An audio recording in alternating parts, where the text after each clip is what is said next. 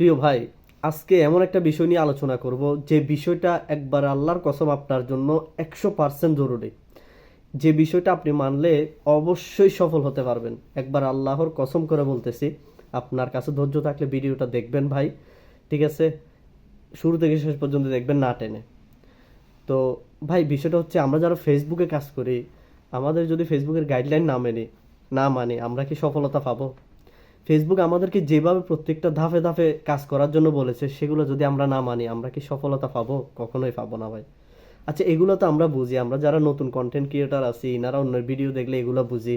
যারা senior senior viral content creator আছে ইনারাও বুঝে, বাপরে বাপ, ফেসবুকের গাইডলাইন না মানলে সফলতা পাবো না।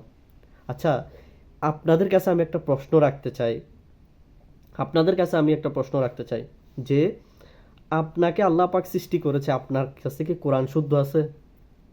আপনি কি সহিভাবে কোরআন পড়তে পারেন? প্রিয় ভাই, আমাদের সমাজের মধ্যে যদি 1,000 জন মানুষকে এক জায়গায় করা হয়, সেখান থেকে 5 জন কি 10 জন মানুষের কোরআনে পাক শুদ্ধ পেতে কষ্ট হয়ে যাবে। হ্যাঁ, শুদ্ধ পেতে কষ্ট হয়ে যাবে। আর আমরা মুসলমান, আমি মুসলমানের কথা বলেছি, আমি বলি নাই যে অন্যান্য ধর্মের লোকদেরকে মুসলমানদের সাথে একসাথে এক জায়গায় দাঁড়া করাইলে সেখানে হয়তো 5-10 জন পাওয়া যাবে। আমি আমি 1,000 জন মুসলমানের কথা বলেছি, যারা মুসলমানের বাচ্চা, মুসলমান এর ঘরে জন্ম, আমি তাদের কথা বলতেছি, আমার আপনার কথা বলতেছি। যদি 1,000 জন মানুষকে এক জায়গায় দাঁড়া করানো হয়, সেখান থেকে 5 জন মানুষের কোরআন বা 10 জন মানুষের কোরআন শুদ্ধ পেতে কষ্ট হয়ে যাবে। হাই আফসোস, আর আমরা মুসলমান দাবি করি ফেসবুকের গাইডলাইন না মানলে আমি আপনি সফল হতে পারবো না। আরে ভাই, আল্লাহ পাক আপনাকে সৃষ্টি করেছে, আপনি যদি আল্লাহ পাকের হুকুম, আল্লাহ পাক আপনাকে কি বলেছে আপনি সেটা নাই জানেন, আপনি কিভাবে সফলতার আশা করেন? কিভাবে আপনি আখেরাতে সাকসেস হওয়ার আশা করেন? খালি ফেসবুকের ভাইরাল হওয়ার চিন্তা করলে হবে? খালি ফেসবুকের মধ্যে গাইডলাইন মেনে কাজ করলে হবে ভাই? আপনাকে ইসলামও কিছু গাইডলাইন দিয়েছে, আল্লাহ পাক আপনাকে গাইডলাইন দিয়েছে, রসুল পাক সাল্লাল্লাহু আলাইহি সাল্লাম আমাকে আপনাকে গাইডলাইন দিয়েছে। সেগুলোকে আমি আপনি মানতেছি? জানার চেষ্টাও তো করতেছি না। ফেসবুকে কাজ করতে আসলে ওরে বাপরে, আমার প্রতিটি গাইডলাইন জানতে হবে, মানতে হবে, নাহলে সফলতা পাবো না। আরে ভাই, ফেসবুকের সফলতা ফেলো কি না ফেলো কি, ফেসবুকের সফলতা দিয়ে আপনি কি করবেন? ফেসবুকের সফলতা, হ্যাঁ, অনেকের জন্য দুনিয়াতে চলার জন্য তার সফলতা, ঠিক আছে, কিন্তু আপনি ফেসবুক থেকে সফলতা না ফেলেও আপনার আখেরাত ফেলে, একজন মুসলমানের জন্য সবচেয়ে ইম্পর্টেন্ট বিষয় হচ্ছে আখেরাত। আর আপনার আখেরাত ঠিক নাই, আপনি দুনিয়াবি সফলতা নিয়ে চিন্তা ভাবনা করতেছেন। ভাইরে ভাই, মুসলমান নিজেকে তখনই দাবি করিয়েন যখন আপনি মুসলমানের কাজ কি সেটা নিজের ভিতরে ধরে রাখতে পারবেন। আপনি আগে জানেন যে একজন মুসলমান তার কাজ কি রয়েছে। আপনি কোরআনে পাক পড়ার জন্য, আল্লাহ পাকের সাথে আন্ডারস্ট্যান্ডিং রাখার জন্য সবচেয়ে বড় মাধ্যম হচ্ছে কোরআনে পাক। আর আপনার কাছে কোরআনে পাক শুদ্ধ নাই, আপনি সেলিব্রিটি। আপনার কাছে কোরআনে পাক শুদ্ধ নাই, আপনি এলাকার নেতা। আপনার কাছে কোরআনে পাক শুদ্ধ নাই, আপনি বক্তৃতা দিচ্ছেন বাইরে।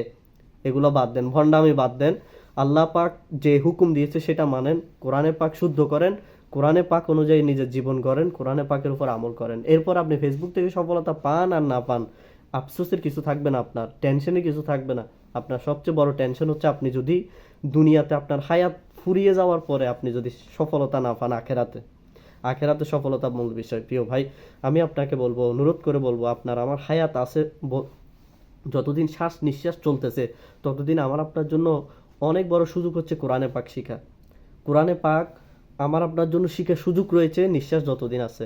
তাই অবহেলায় নিজের হায়াতকে অতিবাহিত করবেন না, নিজের সময়কে কাজে লাগান ভাই, কাজে লাগান। কোরআনে পাক শিখেন, যে জানে একজন আলিমের কাছে যান, একজন মুফতির কাছে যান, একজন ইমামের কাছে যান, যে একজন মাদ্রাসার ছাত্রর কাছে যান, ছাত্রর কাছে, সে আপনার বয়সে ছোট হলে ছোট, তার কাছে গিয়ে শিখেন ভাই। ঠিক আছে, আখেরাতে আপনার কাজে আসবে, আখেরাতে কাজে আসবে ভাই। শুধু শুধু দুনিয়াবি সফলতার পিছনে দৌড়াইতে দৌড়াইতে আখেরাত নষ্ট করিয়েন না ভাই। আমাদের মূল টার্গেট হচ্ছে আখেরাত। আল্লাহ পাক আমাদের সবাইকে আখেরাতের টেনশন দান করুক, আখেরাতে সফলতা দান করুক। প্রিয় ভাই, এই ভিডিওটা আপনি চাইলে অপর মুসলমান ভাইয়ের নিকট পৌঁছে দিতে পারেন, যেন সেও কোরআন শিকার জন্য আগ্রহ, তার মন মানসিকতার সৃষ্টি হয়।